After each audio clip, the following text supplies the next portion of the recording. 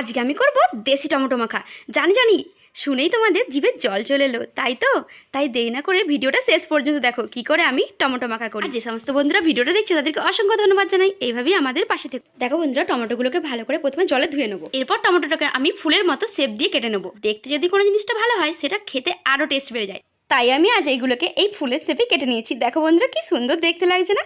চলো এবার টমেটোগুলোকে মাখা করা যাক। আমি যতক্ষণে মাখা করি তোমরা অবশ্যই চ্যানেলটা সাবস্ক্রাইব করে দাও, আর ভিডিওটা ভালো লাগলে লাইক শেয়ার করতে ভুলো না কিন্তু। এরপর আমি এখানে একে একে বিট লবণ, জলজিরা, কাঁচা লঙ্কা কুচি, লাল লঙ্কার গুঁড়ো আর দিয়ে দেবো স্বাদমতো চিনি। তারাও এখনও বাকি আছে। এরপর দিয়ে দেবো কাসন্দি, গোলমরিচ গুঁড়ো আর তেঁতুলের কাজ, যেটা না দিলে মাখাই কমপ্লিট হবে না।